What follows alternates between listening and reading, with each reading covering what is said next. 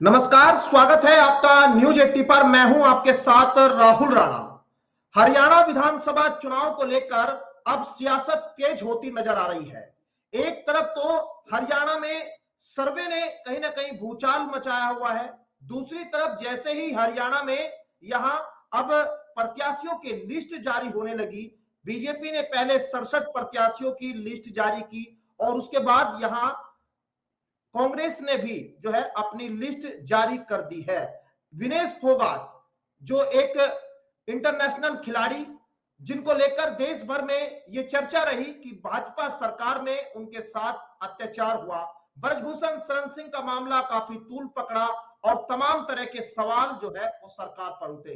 लेकिन इस बीच अब हरियाणा में विधानसभा चुनाव है तो विनेश फोगाट को भी अब हरियाणा में यहां प्रत्याशी बनाया गया है।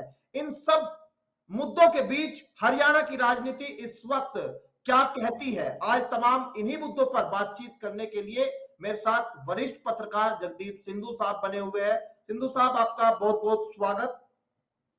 जी शुक्रिया। सिंधु साहब, अब हरियाणा की राजनीति में कहीं ना कहीं अब कुछ चर्चाएं अलग तरह की सुनने लगी है, क्योंकि विनेश फोगाट जब से अब यहाँ वो कांग्रेस की उन्होंने सदस्यता ली और अब वो यहाँ हरियाणा में चुनाव लड़ने जा रही है, तो क्या कुछ अब आज के हालात आपको दिखाई दे रहे हैं? हरियाणा का सियासी मूड अगर आपने भापा है तो किस तरह का दिखाई देता है? राहुल जी, ये हरियाणा में जिस प्रकार की अब गतिविधियां होने लगी हैं और राजनीतिक उबाल है हरियाणा में, उसमें विनेश फोगाट के शामिल होने की कयासाइयां अटकलें पहले से लगने लगी थी। और कांग्रेस, उन्होंने कल कांग्रेस ज्वाइन करने के बाद, कांग्रेस पार्टी में शामिल होने के बाद, उनकी सदस्यता लेने के बाद हरियाणा में राजनीतिक तौर पे विनेश फोगाट को एक प्रतीक के रूप में देखा जा रहा है और उनको जुलाना कॉन्स्टिट्यूंसी जो जींद जिले में है उसका टिकट भी मिला है। और जुलाना उनका ससुराल क्षेत्र है, विधानसभा क्षेत्र वही पड़ता है। हरियाणा की अगर बात करें तो जिस तरह से भारतीय जनता पार्टी ने 10 साल अपना शासन चलाया और उसकी नीतियों के खिलाफ आज धरातल पे बहुत बड़ा विरोध भारतीय जनता पार्टी का हो रहा है। लोगों में भारतीय जनता पार्टी के प्रति बहुत ज्यादा आक्रोश है, नाराजगी है। और पिछले 10 सालों तक जो भारतीय जनता पार्टी पे हरियाणा के लोगों ने विश्वास जताया था, वो भरोसा पूरी तरह से टूट चुका है।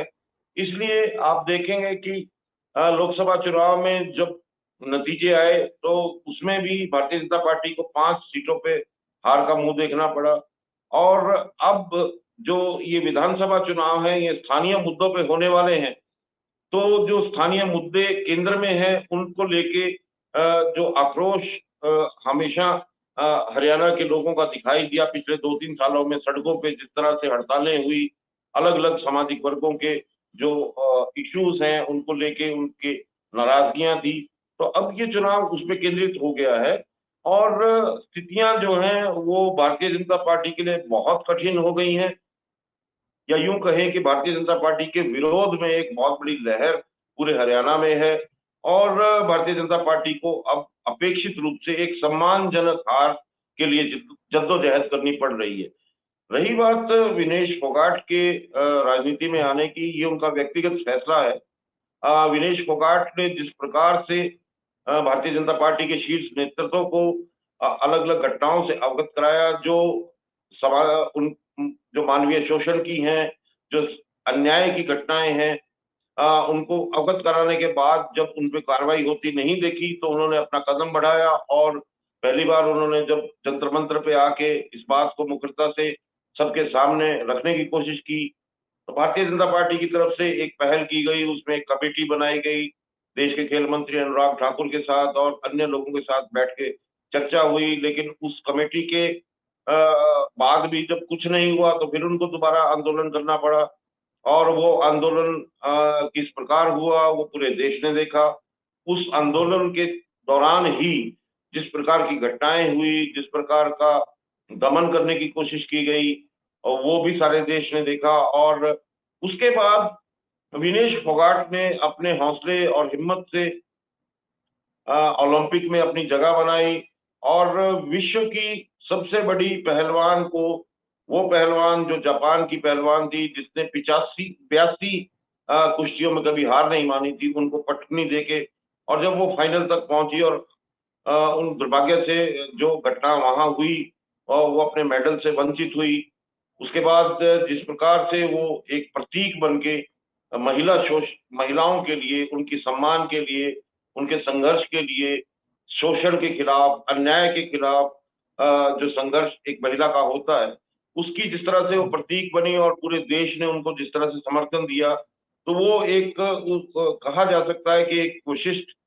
छवि उनकी बन गई। और कांग्रेस ने अब उनको उस प्रकार से एक टिकट देके जो एक एक मान सम्मान दिया है, मुझे लगता है कि हरियाणा के चुनाव में इसका बड़ा प्रभाव पड़ने वाला है और भारतीय जनता पार्टी को अब जवाब देना होगा। अन्य जो मुद्दे हैं उन पे तो लोग जवाब मांग ही रहे हैं। एक नया मुद्दा और भी इसमें जुड़ गया है जिसमें भारतीय जनता पार्टी को विशेष तौर पे जवाब देना पड़ेगा, क्योंकि आप देखिए कि हरियाणा के परिप्रेक्ष्य में कुछ समय पहले हरियाणा के एक मंत्री संदीप सिंह पर यौन शोषण के आरोप एक महिला कोच के द्वारा लगाए गए थे और उस मामले के सामने आने के बाद मनोहर लाल खट्टर मुख्यमंत्री ने जिस प्रकार से उस मंत्री का बचाव किया या उनके पक्ष में खड़े हुए उनको निलंबित नहीं किया गया और एक एसआईटी ऐसी बना दी जिसकी जांच में अभी तक कुछ अता पता नहीं लग रहा। तो ये सब चीजें होने के बाद और कई एपिसोड और भी हो चुके हैं हरियाणा में, तो उनको सबको मिला के हरियाणा की महिलाएं, आधी आबादी उस चीज को देख रही है कि किस प्रकार से भारतीय जनता पार्टी के राज शासनकाल में महिलाओं को जिस तरह से कहते थे कि वो बड़ी शक्ति है, उनको सम्मान मिलेगा, उनका कैसे उनकी अस्मिता, उसके आत्मसम्मान की रक्षा नहीं हो पाई। तो ये एक बहुत बड़ा मुद्दा हरियाणा के चुनाव में बनने जा रहा है और मुझे लगता है कि विनेश फोगाट के चुनाव में उतर जाने के बाद महिला शक्ति जो है वो उसके पीछे लामबंद होगी और ये भारतीय जनता पार्टी के लिए एक बहुत बड़ी नई चुनौती खड़ी हो गई। बिल्कुल। अब कांग्रेस ने भी अपने 31 जो प्रत्याशी है वो चुनावी मैदान में अभी तक उतारे, लेकिन यहाँ बीजेपी ने जब लिस्ट उतारी उसके बाद बड़ा घमासान पार्टी के अंदर हो गया। कुछ नेता जो है वो विरोध में आ गए, कुछ अभी अपने लिए दूसरे रास्ते खोजने लगे। आखिर असंतोष की जो भाजपा के अंदर ये भावना दिखाई दे रही है, आपको जगदीप जी क्या दिखाई दे रहा है कि आखिर क्या अब जो हरियाणा का माहौल जिस तरह से आप बता रहे हैं उसकी भनक कहीं उन नेताओं को लगी, या आखिर असंतोष की भावना के पीछे आपको क्या दिखाई दे रहा है कि आखिर ये भावना असंतोष वाली क्यों इतनी भाजपा के उन नेताओं के अंदर जिनके टिकट कट गए? राहुल जी, पिछले 10 सालों में जिस प्रकार से भारतीय जनता पार्टी ने एक सफलता हरियाणा में हासिल की थी और समाज के सभी वर्गों को लगता था कि भारतीय जनता पार्टी उनके लिए समाधान खोजेगी, लेकिन केवल आश्वासनों में इतना समय निकल गया और कोई स्थायी समाधान किसी समस्या का नहीं हो पाया। जिस चीज के लिए लोगों ने परिवर्तन किया था उससे उनकी बड़ी निराशा बढ़ी और समय के साथ साथ जिस तरह से एकाधिकारवाद का एक प्रयोग मनोहर लाल खट्टर ने मुख्यमंत्री रहते हुए किया, तो भारतीय जनता पार्टी की आज जो स्थिति हरियाणा में है और जिस प्रकार का भारतीय जनता पार्टी के कार्यकर्ता या पूर्व के मंत्री या पूर्व के विधायक जिन्होंने इस्तीफे दिए हैं, एक झड़ी सी लगी हुई है और एक बड़ी बगावत भारतीय जनता पार्टी में सामने आ गई है। तो ये सारा परिणाम जो है भारतीय पूर्व मुख्यमंत्री मनोहर लाल खट्टर की जो कार्यशैली रही, ये उसका प्रमाण है। एक तरह से कहा जाए तो जो एकाधिकारवाद उन्होंने चलाया, जिस प्रकार से उन्होंने सभी भारतीय जनता पार्टी के बड़े विधायकों की या कुछ लोगों की जो उपेक्षा की, जो उन्होंने वहां अपने तरीके से गुटबाजी की, एक दूसरे को निपटाने की कोशिश की, तो ये उसके प्रमाण है कि आज भारतीय जनता पार्टी में इतने बड़े स्तर का ये सारा बवाल जो है वो देखने के में सामने आ रहा है। और अभी तो उन्होंने 67 सीटों की ही घोषणा की है, अभी 23 सीटें और सकती हैं। उसके बाद भारतीय जनता पार्टी में कितना बड़ा बवंडर उठेगा ये अभी आने वाला 1-2 दिनों में पता लग जाएगा, लेकिन जो वर्तमान स्थिति है उसमें ये कहा जा सकता है कि भारतीय जनता पार्टी का जो एक तिलिस्म का महल उन्होंने बनाया था वो भरभरा के गिर गया है, उसकी नींव चूल बिल्कुल हिल गई हैं और वो धरातल पे अब जमींदोज हो गया है। इस तरह से भारतीय जनता पार्टी की ये हालत हो जाएगी, किसी ने नहीं सोचा था, किसी ने नहीं ऐसी अपेक्षा की थी। लेकिन ये सारा का सारा जो आज स्थिति हुई है, ये भारतीय जनता पार्टी की कार्यशैली, सरकार की कार्यशैली, उनकी नीतियां, ये उनके परिणाम हैं। और जिस प्रकार से भारतीय जनता पार्टी ने समाज के सभी वर्गों की उपेक्षा की, उनके उनके काम, उनके लिए कोई समाधान नहीं दिए, ये उसका एक प्रमाण है। आज देखिए हरियाणा में सबसे बड़ा एक बहुत बड़ी एक जो विकट परिस्थिति है वो रोजगार को लेके है। अब आप देखिए कि रोजगार भी है, बेरोजगारों की फौज है, हरियाणा बेरोजगारी में नंबर 1 पे है। तो हर घर में बेरोजगार बैठे हैं। तो ये जो आर्थिकता का मसला है, ये सुलझा नहीं पाने की जो असफलता है, ये भारतीय जनता पार्टी को बड़े खामियाजा भुगतने की तरफ ले जा रही है। दूसरी जो बड़ी चीज है हरियाणा में, बड़ी बात है, वो है किसानों का मुद्दा। जिस भारतीय जनता पार्टी के जो नेता हैं, जब 2012-13 में जिस तरह से वो भारतीय प्रदर्शन कर रहे थे किसानों के पक्ष में, और उन्होंने वायदा किया था कि हमारी सरकार आते ही हम स्वामीनाथन कमीशन की जो रिपोर्ट्स हैं उनको लागू करेंगे, उसके अनुसार ही आगे तय किया जाएगा फसलों के दाम को, और अन्य जो सुधार है वो उसके अनुरूप किए जाएंगे। लेकिन आपने देखा होगा कि कोई भी ऐसा समाधान किसान वर्ग के लिए नहीं किया गया, और एक बड़ा किसान आंदोलन भारतीय जनता पार्टी के समय में हुआ, उसके बाद भी अब दोबारा आंदोलन हो रहा है। लेकिन इसके समानांतर अगर हम कहें तो पिछले कितने वर्षों से किसान अपनी मांगों को लेकर जिला दर जिला, तहसील दर तहसील बार-बार प्रदर्शन करने को विवश हुए और उनकी सुनवाई नहीं हुई। अब मुआवजों की बात ले लीजिए, अगर फसल खराबे की मुआवजा है, या प्राकृतिक आपदा से मुआवजा है, या बीज के गुणवत्ता खराब होने से मुआवजा है, या फसलों पे प्रकोप का मुआवजे है, तो अलग अलग समय पे जो मुआवजे मिलने चाहिए थे समय अनुसार, वो 2-2 साल डिले हो गए। और फिर सबसे बड़ा है फसल बीमा योजना के तहत बहुत से ऐसे इलाके हैं जहां फसल बीमा योजना के उनके मुआवजे मिलने थे, उनको 2-2 साल हो गए हैं। बाढ़ में जो क्षति हुई है, उसके मुआवजों के लिए निरंतर संघर्ष करते रहे बहुत से जिलों के किसान। तो ये किसानी वाला जो एक मसला है, और आप देखिए राहुल जी की जो ग्रामीण अर्थव्यवस्था है, वो किसानी पे निर्भर है। जब ग्रामीण अर्थव्यवस्था ही डगमगा गई, तो प्रदेश की हालत क्या होगी आप समझ सकते हैं। किस प्रकार से लोगों में असंतोष होगा, नाराजगी होगी, आक्रोश बढ़ता है। तो उसके अलावा जो अन्य मसले हैं, उनमें महिला अस्मिता का सवाल जुड़ गया है। उसके बाद जो कर्मचारी वर्ग है, उसका जो अलग-अलग कर्मचारी वर्ग जिस प्रकार से बार-बार प्रदर्शन करते रहे अपनी मांगों को लेके, उसपे भी कोई समाधान नहीं हुए।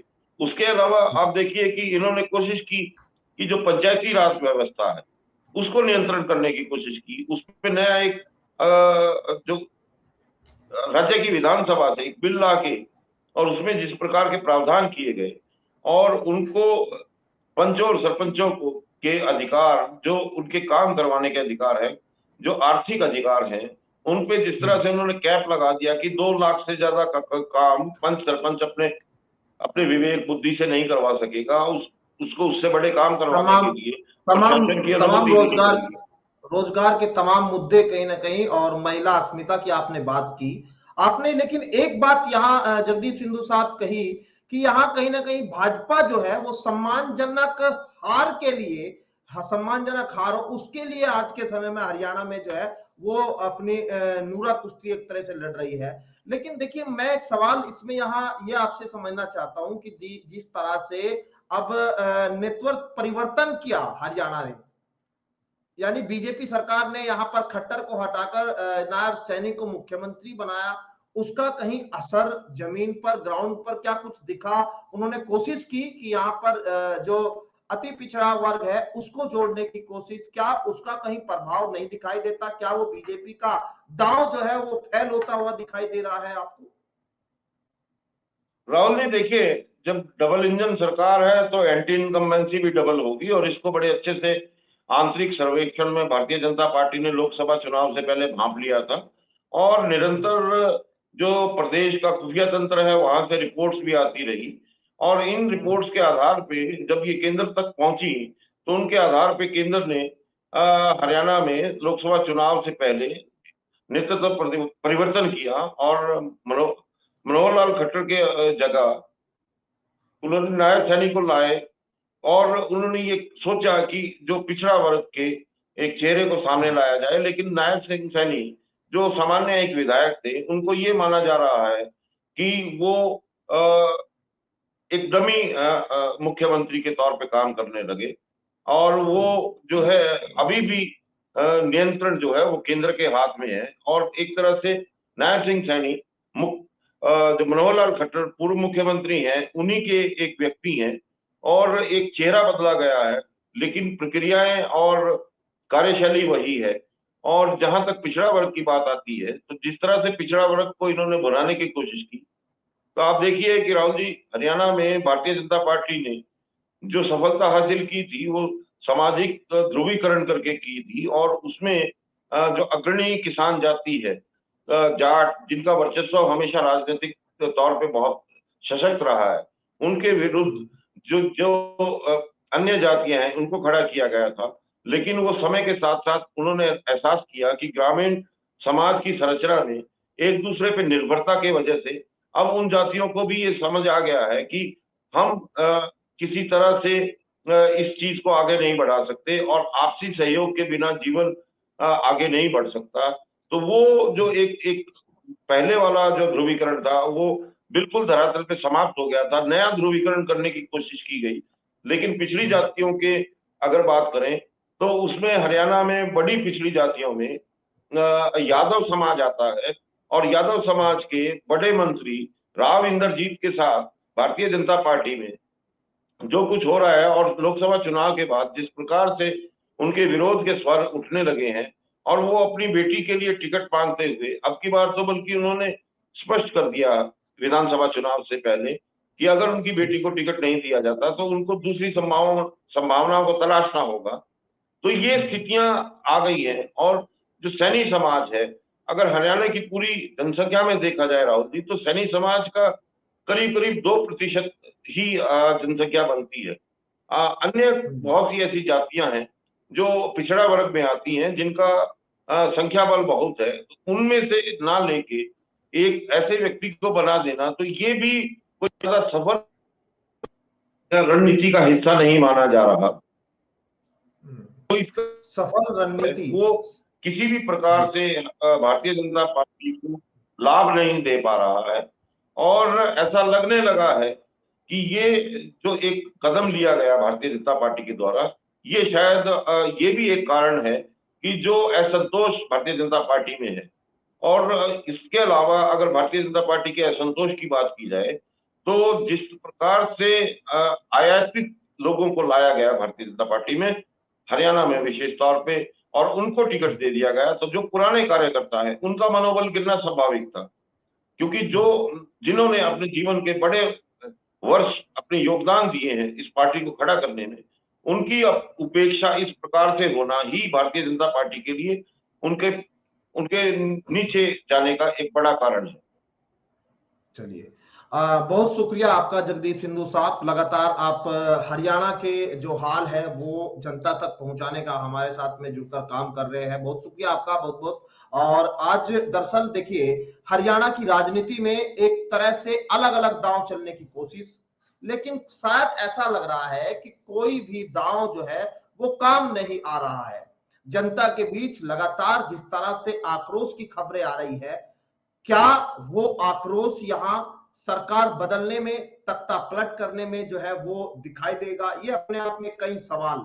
विनेश फोगाट को कांग्रेस ने यहां टिकट देकर एक मास्टर स्ट्रोक चलने की कोशिश की है।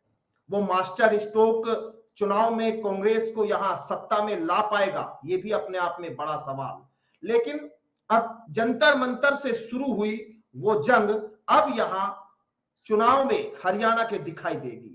अब हरियाणा के चुनाव में बजरंग पुनिया और विनेश फोगाट कितनी सफलता कांग्रेस को दिला पाएंगे, अपने आप में कई बड़े सवाल। लेकिन अभी चुनाव का दंगल जारी है। लगातार आप देखते रहिए न्यूज 18 पर हरियाणा और उत्तर प्रदेश से जुड़ी तमाम बड़ी खबरें। मुझे दीजिए इजाजत, नमस्कार।